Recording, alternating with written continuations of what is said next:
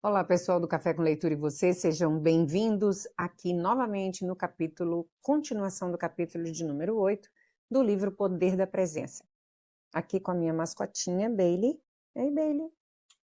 Vamos lá. Em um estudo de 2008 sobre linguagem corporal, o êxito de batidas de pênaltis no futebol, os psicólogos Os psicólogos esportivos Geir Jordet e Esther Hartmann examinaram todas as disputas de pênaltis já realizadas em Copas do Mundo, nos campeonatos europeus e na Liga dos Campeões da UEFA. Um total de 36 disputas de pênalti e 359 chutes. Os jogadores cuja linguagem corporal imediatamente antes da cobrança foi apressada e esquiva, ou seja, o jogador não fez contato visual com o goleiro. Perderam bem mais gols. Os autores concluem que esse comportamento esquivo não verbal pode fazer com que os atletas enfraqueçam e sofram um bloqueio quando estão sob pressão. A linguagem corporal expansiva aumenta nossas sensações de força física e habilidade.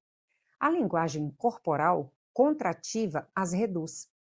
Expandir o corpo fisiologicamente prepara você para estar presente. Neutraliza seu instinto de lutar ou fugir, permitindo que você permaneça firme, aberto e envolvido. Dor. Posturas de poder têm a capacidade de fazer com que nos sintamos mais fortes. Mas será que elas podem aumentar nossa sensação de bem-estar físico de outras formas? Dado que a dor é uma experiência tão psicológica quanto física, um fato que tem sido demonstrado em várias disciplinas científicas, existe ligação entre postura e dor? Para descobrir, os psicólogos Vanessa Bowen e Scott Wintermuth avaliaram mudanças nos limiares de dor das pessoas antes e após adotarem uma postura dominante, submissa ou neutra. Usando uma abordagem conhecida como técnica do torniquete, elas conseguiram captar os limiares de dor dos voluntários no laboratório. Um medidor de pressão arterial foi colocado no braço do voluntário e inflado até que ele, instruído a indicar quando o aperto crescente se tornava desconfortável demais, pedisse para parar. Imediatamente após essa primeira leitura, os voluntários eram instruídos a manter suas posturas aleatoriamente atribuídas durante apenas 20 segundos, seguindo-se uma segunda medição do limiar de dor. Como previsto, a postura dominante, pés afastados e braços estendidos para os lados, fortaleceu os voluntários, permitindo que aguentassem mais a dor do que aqueles em postura submissa, ajoelhados com as nádegas repousando nos calcanhares e mãos no colo, ou postura neutra, simplesmente de pé com braços pendendo dos lados.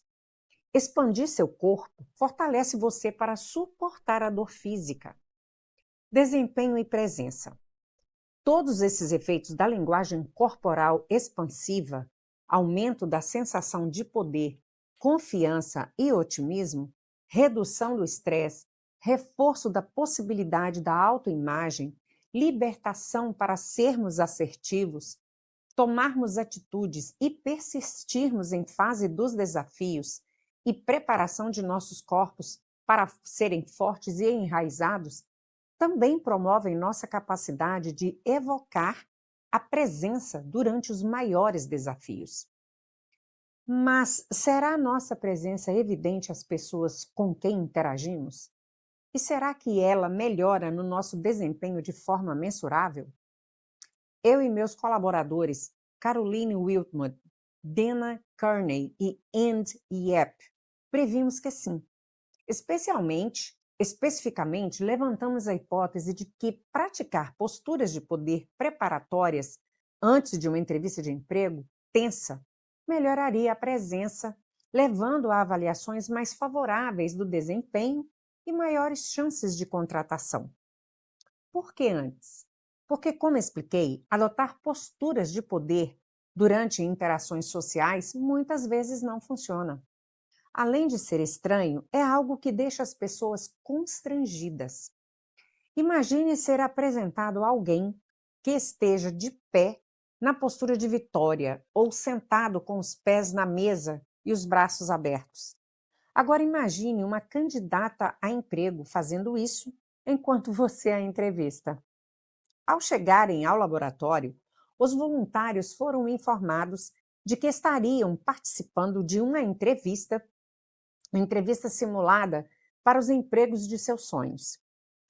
Lembra-se do estudo que apresentei no capítulo 1? Aqui usamos um paradigma semelhante. Os participantes tiveram um curto intervalo para preparar uma resposta de 5 minutos a essa pergunta: por que deveríamos contratá-lo? Foram informados de que deveriam apresentar suas respostas na forma de discurso a 2 entrevistadores capacitados para avaliá-los. Uau! Além disso, seriam filmados e julgados mais tarde por uma banca de especialistas. E foram informados ainda de que não poderiam mostrar uma imagem falsa e teriam de falar por 5 minutos completos. Os 2 pesquisadores juízes que trajavam jalecos e seguravam pranchetas foram treinados a não dar nenhum feedback, exibindo apenas expressões neutras. Tal como aprendemos em outros estudos, não receber qualquer feedback de um ouvinte costuma ser mais perturbador do que uma resposta negativa. Enquanto preparavam suas falas, os voluntários foram instruídos a adotar posturas de alto ou baixo poder que havíamos usado em estudos anteriores. Adotaram as posturas antes das entrevistas, não durante, um aspecto fundamental desse estudo. Todas as entrevistas foram registradas em vídeo e as gravações foram avaliadas por 3 pares de juízes que não tinham nenhuma ideia de qual era a nossa hipótese ou de qualquer coisa sobre o experimento. Esse é um dado importante. 2 dos juízes avaliaram os entrevistados pelo desempenho. No todo, quão boa foi a entrevista? E pela possibilidade de contratação. Esse participante deveria ser contratado para o cargo? 2 os avaliaram pela qualidade do teor verbal de suas respostas: inteligente, qualificado, estruturado e direto. E 2 os avaliaram pela variável, na qual eu estava mais interessada: a presença não verbal, confiante, entusiasmado, cativante e à vontade. Conforme esperado, os voluntários que se prepararam para a entrevista de um emprego com posturas de alto poder, em contraste com as de baixo poder, tiveram um desempenho bem melhor e chances bem maiores de ser contratados para o emprego simulado. As posturas de poder não tiveram efeito sobre o conteúdo de seus discursos, mas aqueles com posturas de poder se saíram bem melhor na presença não verbal, e foi a presença não verbal que determinou absolutamente as decisões de contratação. Em outras palavras, os juízes quiseram contratar os candidatos com posturas de poder devido à presença não verbal. Postura. Na próxima vez que você estiver numa sala de espera, no metrô ou em qualquer espaço público, olhe em volta. Quantas pessoas estão inclinadas sobre um dispositivo eletrônico, celular? Na maioria dos lugares, mundo afora, a resposta é muitas. Já é difícil controlar nossa postura quando estamos nos esforçando para isso. Para piorar, nossa linguagem corporal também é incidentalmente influenciada pelo móvel onde nos sentamos, pelos espaços onde residimos e pela tecnologia que utilizamos. E isso é ainda mais difícil de controlar. O terapeuta neozelandês Steve August vem estudando e desenvolvendo correções para que o denominal eye hunch, em referência à posição corcunda de cabeça baixa, em que ficamos quando estamos fuçando ou algo no celular, houve também pessoas chamarem essa posição de pescoço de texto, e meus colegas e eu temos nos referido a ela como eye postura. August disse o seguinte quando discutimos o assunto. Em alguém com postura perfeita, o lóbulo da orelha pende verticalmente acima do ombro. Quando comecei a tratar pacientes mais de 30 anos atrás, com certeza víamos corcundas, a parte superior das costas fixa numa curva para frente, em avós e bisavós. Agora estou vendo a mesma inclinação torácica de flexão fixa em adolescentes. Basta observar as pessoas lateralmente. Não é sutil. É um desleixo quando as pessoas conseguem voltar à posição normal.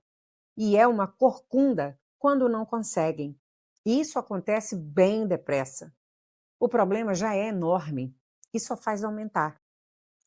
A cabeça pesa em torno de 5,4 kg.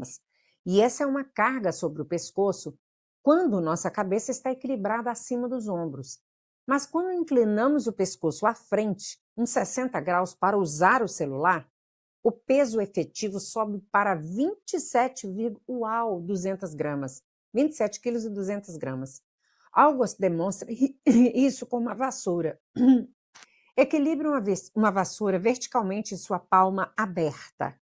Não é difícil, não requer grande esforço. Então segure a extremidade do cabo da vassoura e mantenha uns 60 graus. O ato de equilíbrio agora demanda enorme esforço.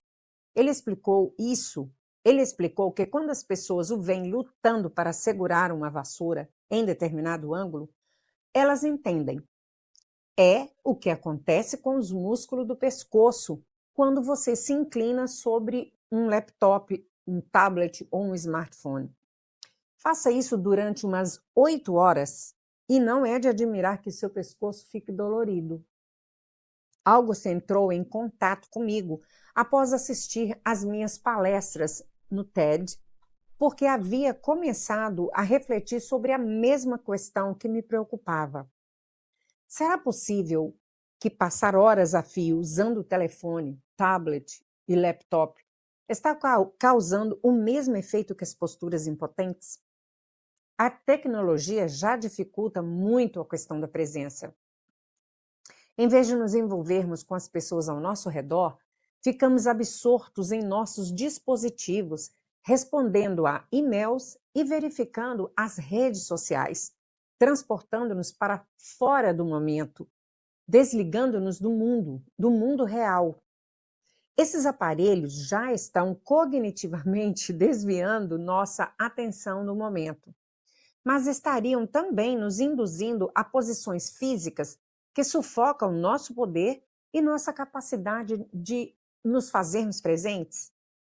August disse que até nos correspondermos havia se concentrado nas consequências musculoesqueléticas da posição inclinada, dor aguda na parte superior das costas e nos ombros, dor de cabeça e outros numerosos problemas de saúde, sem focar nas consequências psicológicas.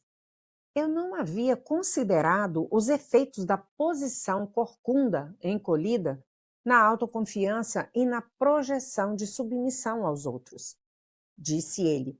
Mas esses resultados correspondem à sua experiência clínica. À medida que os dispositivos diminuem de tamanho, não apenas a assertividade em pacientes diminui, mas a carga sobre o pescoço aumenta, levando imediata ou futuramente a dores generalizadas e a dores de cabeça nas mesmas proporções.